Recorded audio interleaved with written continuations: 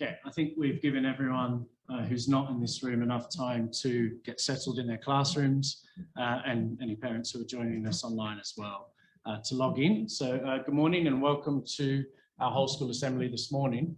Got year 5 and year 10 with us physically, which is fantastic. And lucky them, because this morning we are going to be finding out a little bit about the Digital Citizenship Week, which obviously took place not last week, but the week before.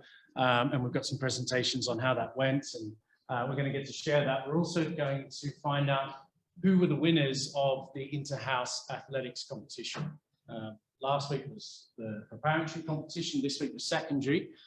So we've got 3 winners, obviously, the prep, the secondary, and the overall to award. So looking forward to finding out who that is in a little bit. I also want to spend a little bit of time this morning having a look at our value for this half term, which of course is freedom. Okay, but to kick us off this morning, let's find out where we are in the house competition.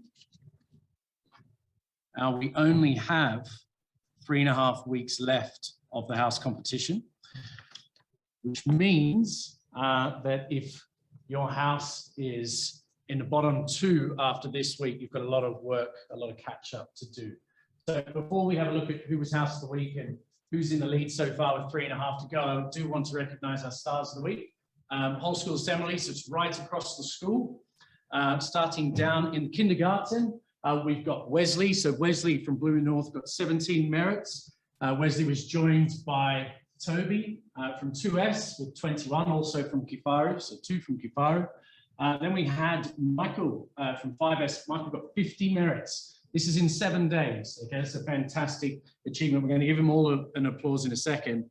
Up in the secondary again from Kifaru, we had William from 9C with 13, and then from year 10. Okay, and they are here this morning. We had Neville with 18 merits. Can we please give them all a round of applause?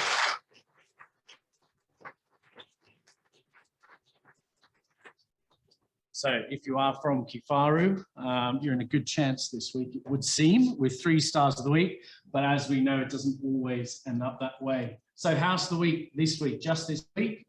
Then we'll have a look. So in 4th place this week, unfortunately for Kifaru.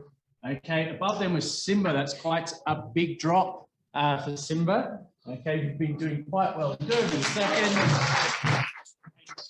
In lead 570. So total scores then, 3.5 weeks to go.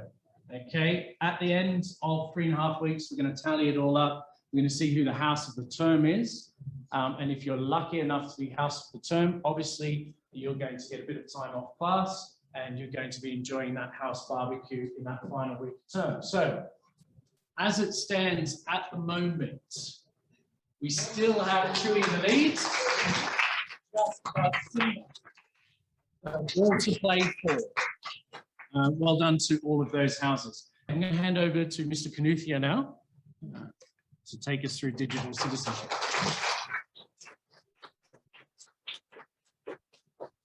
Thank you very much, Mr. Gibbons. Good morning, school.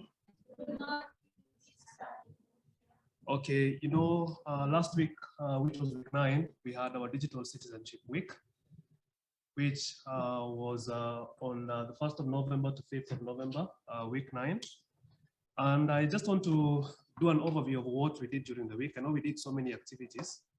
Just want to do a recap of what we had happening during that week. And the reason why we are doing this is because, you know, we have the BYOD provision, especially at the secondary school. And that means that all of us are online more than ever before. So last week was a week-long celebration of activities on how we can become better digital citizens. Of course, everyone is a digital citizen, but it's upon us, it's our choice. It's a choice we make to become good digital citizens. So this week we were able to re-engage the whole school community around how technology impacts our lives and how we can use technology to make a positive impact. And also try to also do a balance between tech and our academic life. Okay, so to further hype up the week, we had school-based competitions, and I know all of you participated in this. At the kindergarten, pupils were meant to come up with a doodle or a drawing around technology, around the theme of digital citizenship, where they were actually meant to do a drawing on how we can strike a balance between tech and other activities of our lives. At the prep school, they were also meant to come up with a poster on the same. Some of them did a poster on cyberbullying. And at the secondary school, we had poetry week happening on the same week. So digital citizenship came in to offer a good integration between tech and poetry. And I want to recognize now the winning entries from the week-long competitions. At the kindergarten, we had a creative, very creative piece of artwork here done by Hope Kahinga. And I can see she offered a good representation on what it means to balance between tech and other activities. At the center, we have a PC, a computer, and on the side, we had kids playing, which I think was a perfect illustration of what it means to balance between tech and even playing. Okay, so a round of applause for Hope Kahinga.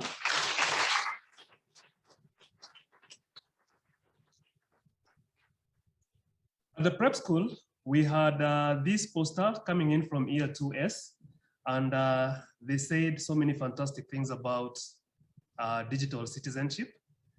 One of the things that struck me was the last one. Don't believe everything you see online.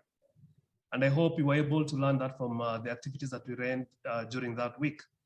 Something else that came in handy for this particular week is number 6. I am respectful when I comment on my friend's blog. So this was great work, great piece of work. And I can say there's a summary of everything that I think before I click. Perfect representation of a poster on digital citizenship. A round of applause for year 2S.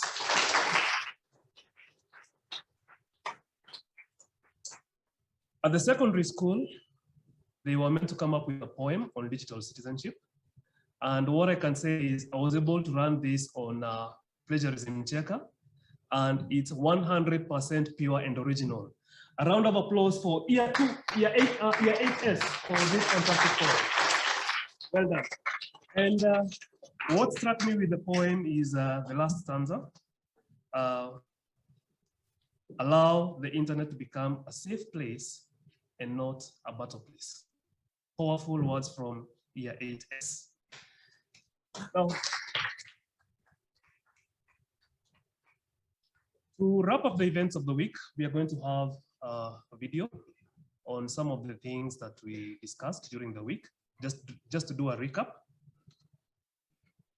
And this video was done by some of our year 10, 11, 12, and 13 students. And I think I want to commend them at this point for a fantastic job. Please, let's give them a round of applause before we run the video.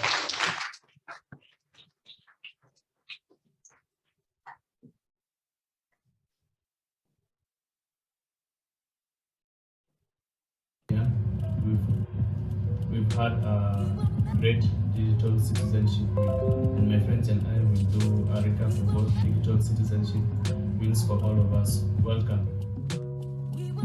It's been quite the fantastic week for Digital Citizenship Week, and I just want to elaborate about screens and health effects. So, speaking about screens, I can say majority of us normally are on our laptops for either entertainment purposes like social media, gaming, Discord calls, and also the very few that are also on the screens for educational purposes, like going to YouTube to look for how to solve a math problem or a physics problem. But in the same sense, you also need to be careful on how long you stay on the computer screen, because it's mostly recommendable that you stay on the computer screen for at least 1 hour to 2 hours. But you can't go past that because the effects that can happen, such as eye problems. You can develop eye problems from being on the screen for too long in a dark area, and moreover, you can also start having cramps in your fingers if you type for a long period of time. And the best way that can be avoided is mostly through just regulate how long you stay on the screen and how much you use your computer. My name name is Nadia, and as part of the Digital Citizenship Week, I will be touching on digital footprints. So, what are digital footprints? Digital footprints are a unique, traceable set of digital activities and communications on the internet or on digital devices. Now, some of the examples of digital footprints are your browsing history. Doesn't matter whether you've got incognito mode or not. Your search history, whether deleted, the photos you're tagging, photos that are deleted, videos as well, even if they're deleted, doesn't matter. As long as they are on the internet and they are surfing around, you left a digital footprint. So, in short, why are these important? Digital footprints contribute to a lot of things. For example, let's just say you're going to apply a job or at a university. They will trace back your digital footprints to go and find your account to see what you've been posting, whether it is sensitive to people or not. Yeah. So what can you do to leave better digital footprints? One, start by turning off your location on your phone and on your social media sites. Your location can make you be easily tracked. And the last thing is that what you can do is put your social media applications on private. This reduces more risk of leaving digital footprints. To add on that, do not use your real information. Any detail about yourself is very crucial and can easily be tracked. For example, your name. You don't always have to use your full name. Create a name or just use your initials, for example, like mine, NW, just use that. And for your profile picture, you don't always have to use your picture. You can always look for an icon, an avatar, or a cartoon in short, just to put there. Never ever share your real information. Thank you. My name is Maria Natalie, and I'll be adding to the Digital Citizenship Week by sharing some few points on Discord. Discord is a communication platform that allows users to communicate by either video calls, voice calls, instant messaging in chat rooms called servers. For most of us, we use Discord for gaming purposes, which should not be the case, as we should try to strike a balance between our devices and other activities of our life. Discord can not only be used for gaming but also for school purposes. In these chat rooms, we can create study groups where we can help each other with homework and help your peers to do their homeworks, their projects, and to study with each other.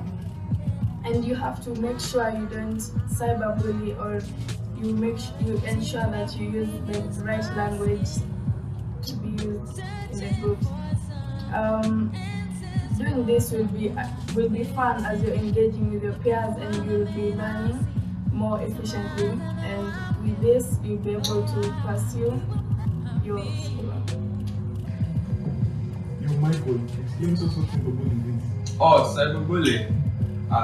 So cyberbullying is bullying with the use of digital technology. This can take place in social media, messaging platforms, gaming platforms, or your mobile phone. And cyberbullying is repeated behavior aimed at scaring or angering or shaming someone by spreading lies about that person, posting embarrassing pictures about someone on social media, or sending hurtful messages or threats to someone. Or even worse, impersonating someone and sending messages to others on their behalf. Like that crush. So, cyberbullying leaves a digital footprint, which can provide evidence to stop further abuse of cyberbullying. And cyberbullying can have very many negative effects, such as mentally, you feeling upset, embarrassed, emotionally feeling ashamed or losing interest in the things you love. Let's say you love playing this online game, be it CSGO, Mario Kart, and someone is just saying mean things about you. It can make you lose interest in whichever you love. And not only that, it can make you feel physically drained and exhausted.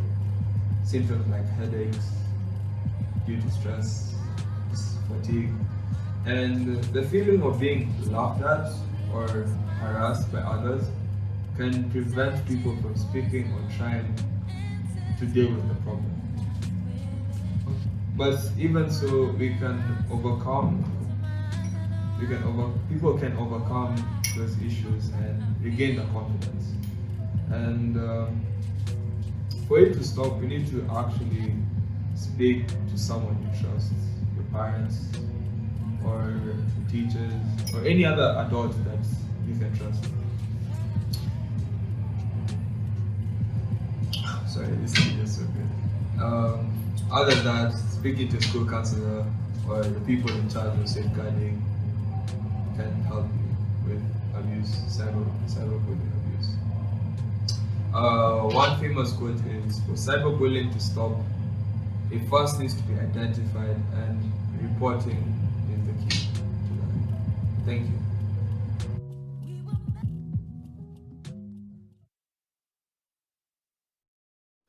Okay, well done, everybody. And I want to implore you to make that choice. Be a good digital citizen. Thank you very much.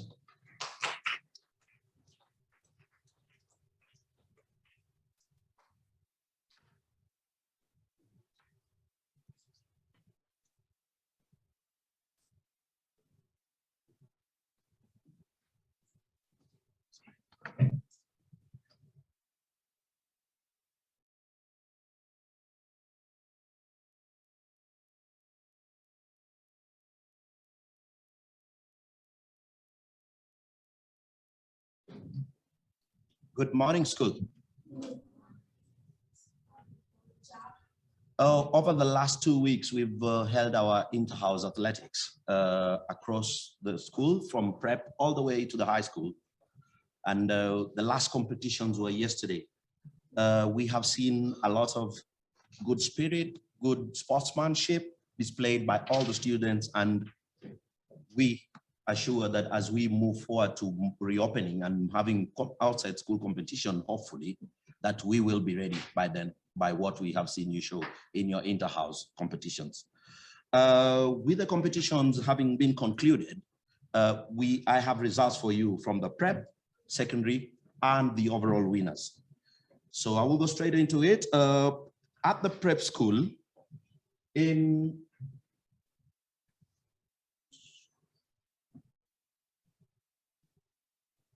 okay, there we go. At the prep school, in 4th place, with 1,293 points, was Kifaru.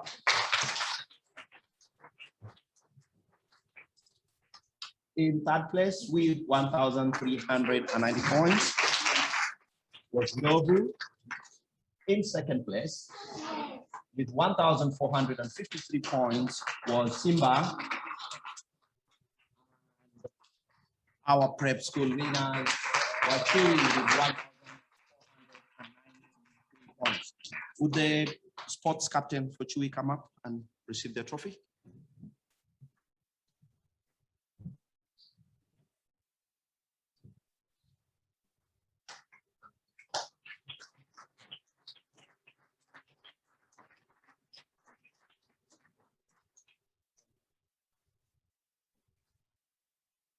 Well done. Moving on to secondary, in 4th place was Kifaru with 1,013 points. In 3rd place was Novu with 1,128 points.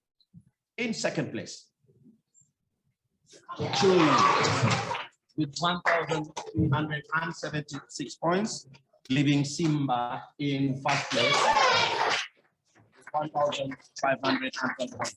Simba, house captains. Simba prep captain. No, this, sorry.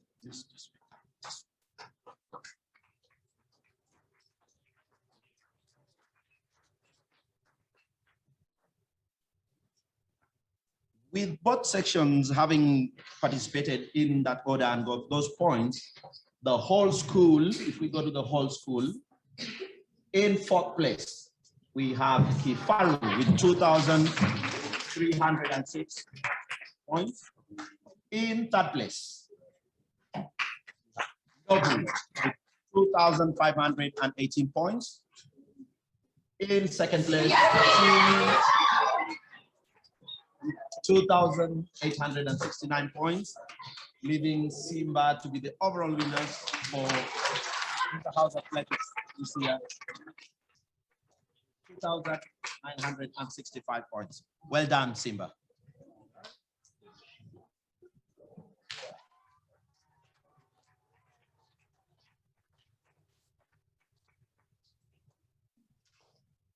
Well done to everyone for your participation, regardless of which position you came. I think we all pitched up well. We all did our best. And let's plan to perform better for our house in our next competitions that are coming up at the end of the term. Thank you. Okay, fantastic. Well done to Simba and the rest of the houses for taking part, and well done, especially to Simba for that. Also very nice to hear about the digital citizenship. It links in very nicely with our value for this term, which is freedom, and in some ways it links in with what I'm going to talk about this morning. Time management is an important skill to learn, and you can see that I haven't quite mastered it because I've left myself 2 minutes to get through this. So I'm going to declare straight away that we're going to be a little bit late for lesson 1. Never mind, because what I'm about to talk about is very important. Of course, we all know that our value for this half term is freedom. But what I want to explore this morning is what freedom means to you and what it means to other people all around the world. I'm also going to talk a little bit about how what we consider to be freedom may not be what others believe to be freedom. So if I asked you, and I won't do it now, but please consider whether you're here or at home or in your classroom, what freedom means to you. Just take 5 or 6 seconds to think. If I asked you what would freedom mean and what would it look like? And I do like a bit of interaction, so I am going to ask 1 or 2 of you to share. So who wants to tell me what freedom looks like to them? What is freedom? Okay, at the back there. So I can't see this, but yes, at the back. Yeah. Freedom is the right to do something that you wanted to do for. Interesting. Freedom is, yeah, give him a round of applause. Well spoken as well. Freedom was being able to do something that you wanted to do for a long time but haven't been able to. Now, although you're on the year 10 side, I know that you're from year 5, even though that was quite profound. Someone from year 10? A volunteer, or shall I pick? Right, I'm going to ask you to stand up. I know you're not in year 10, but because you were trying to hide, my attention's gone straight to you. Stand up, you can take your mask off so we can hear you. Yeah. What is freedom to you?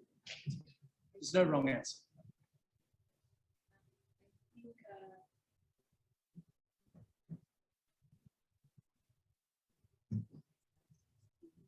Okay, all right. Who thinks they can? So, yes, nice and loud. Stand up for me. Freedom is not living by my mother's rules. Not living by your mother's rules. Wow. Okay. Thank you for that, because often in our lives, it doesn't matter how old we are or how young we are, when we're asked to describe freedom, we often describe it as things that we don't have, rather than things that we have. And it's interesting, okay, that both answers, while they were very good, both suggested freedom is something that I don't quite have, but I want. And we forget that we are free. We have freedom. We are free to be ourselves. And that's quite a powerful thing, and something that we can too easily take for granted, because not everyone has that same freedom. As I said, I'm going to look at what freedom means to people around the world. And before I do, again, last time I'm going to ask for engagement. If you had to give freedom a color, okay, so if I said, what color is freedom to you? Let's get a couple of answers and then we're going to move on. Yes, at the front. Neon green. Green? Okay, neon green. Sorry, very specific. Yes, neon green. Yellow? Yes? White? Anything else? Black? Yes, two more down the front. Sorry, I can't hear. Yes? Sorry. Sage green, last one. Pink, okay, fantastic. Right, I don't want an explanation of why it's that color. It's just interesting to hear. And I do like asking people what color they think freedom is. So thank you for that. In 2014, the BBC ran a series on freedom. Okay, and it was a long series. Okay, and we're going to have a look at a clip. What they did was they went around the world and they asked people the same question. What does freedom mean to them? And although they didn't say what color is freedom, they asked them to give a picture of freedom and share that with them. So we're going to listen to that now. I'm just going to turn the mic off so that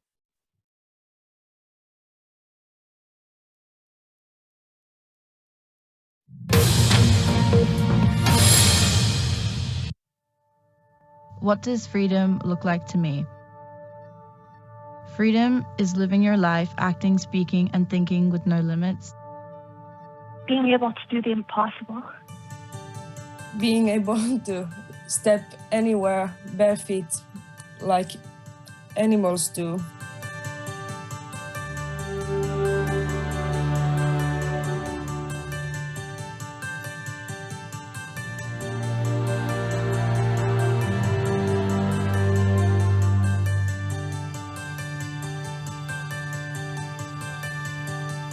Freedom to me is risk-taking, and I just wanted to show everybody that that was my freedom. I made it to the other side of the world in a wheelchair.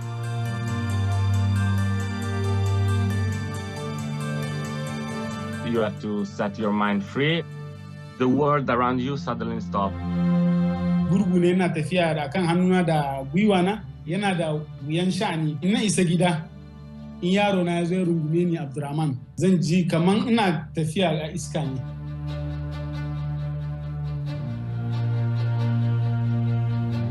You know, kids just don't need that much to be happy. Для мене свобода – це не боятись прогулюватися з дітьми по вулицях мого міста і моєї країни.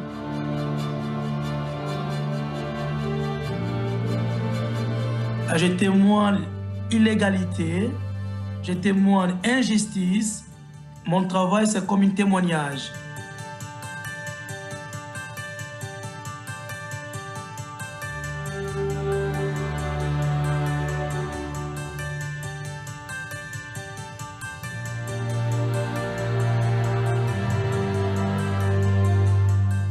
When you free your mind, your imagination, there are no fence or gates that can restrain you. Freedom to me is about letting go of our past and restoring our faith in one another.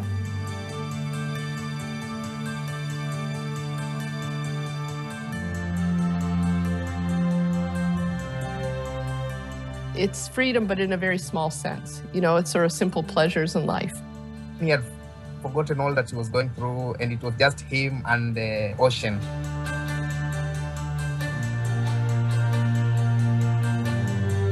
All day we're standing and attending the patient at our hospital, but when it's time to leave, we feel so free. Camp Bastion was the bloodiest hospital in the world. So what you see in the image is a surgeon. He's created for himself a little space where he can be free momentarily. She had a real twinkle in her eye the day that photograph was taken. It did cause me to reconsider the brevity of life and that you really have to capture those precious moments because you just never know when we won't have them anymore.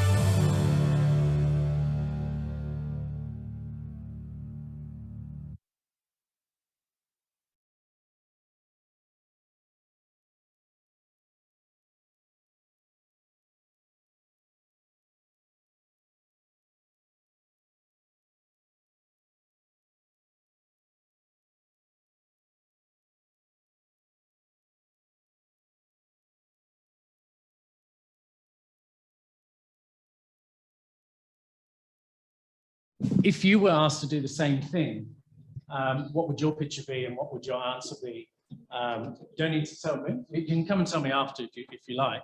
But just have a think about that when I keep going here. What's very clear is that to everyone, freedom is a very powerful thing.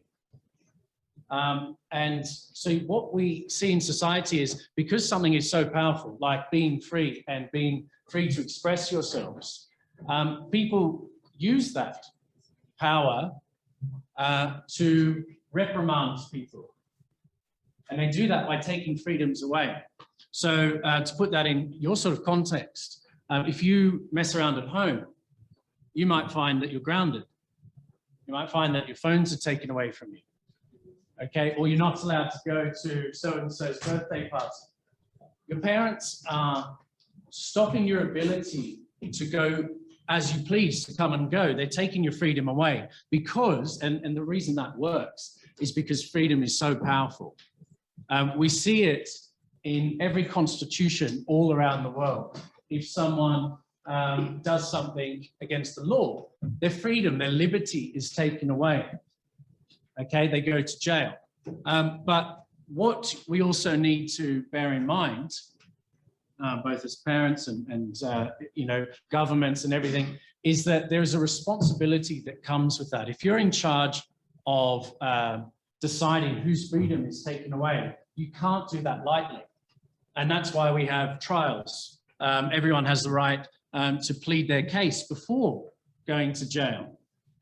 So we can start to see that if people in power abuse their place by taking people's freedom away without considering all of these things and do it fairly, that can be a very detrimental and negative thing. And we need to consider that as well, because we all have free will as humans. And we in Kenya and in most places around the world are free to express that free will. But how we do that is important. Okay, just like at school, if you've got an opinion, okay, or a disagreement, you need to think carefully about how you express that, whether it's to your friends, to the teachers, to your parents, whoever it is. Because if we do it carelessly, then we're not being responsible. The same applies for free will. And free will goes with free speech. It is important for you to use your right for free speech and free will for the betterment of yourself, your peers, you know, your countrymen. And what I'm trying to get across this one is we need to think carefully about how we do it.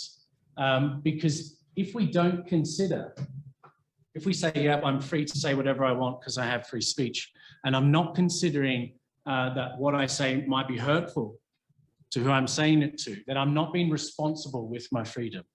And that's what I want to get across. We have a responsibility to ourselves, our peers, our countrymen, the citizens of the world. We also have a responsibility to those people who cannot speak for themselves.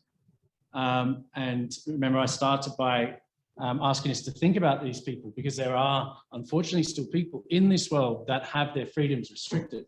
And it's important that we speak for them as well.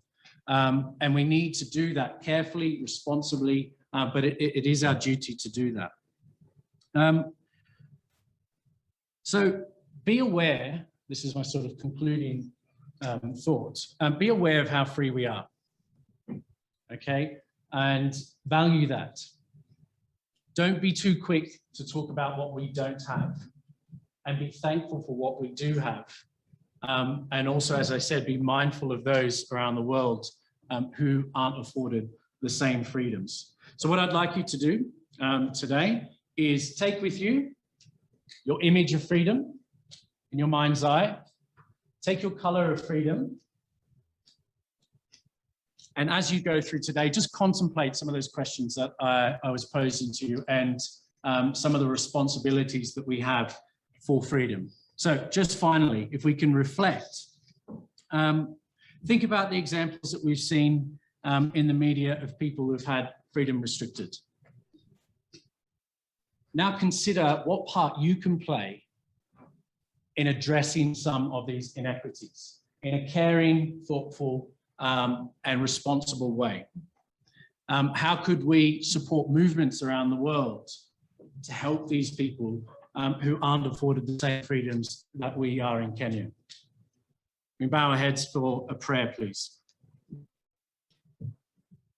Dear Lord, we give you thanks that we live in a world where we're free to be ourselves, free of persecution, free to express our views and lead a full and happy life. Lord, we pray for those across the world who are not afforded the same freedoms as we are, and we pray that you will guide those who choose to restrict these freedoms and fill them with the wisdom and compassion to see the harm that they're causing. We ask that you give us the courage to use our freedoms in a loving and respectful manner for the betterment of not only myself, but also our peers and those who are unable to speak for themselves. Amen. To play us out of Assembly this morning, we have some pieces from the preparatory school. So I'm looking forward to hearing these. Please feel free. Assembly's not going to be over until these are done. And then we're going to go on with the day. A couple of announcements coming up, 3.5 weeks before Christmas holidays. I know everyone's very excited about that, as am I. 3.5 weeks until the house of the term barbecue. So lots to play for there. And for parents at home, a message from the Friends of St. Christopher's on the 26th of November. They are hosting a parents' tea at St. Christopher's, and more information will be going out on that. So from me, have a lovely weekend and take it away, Prep School.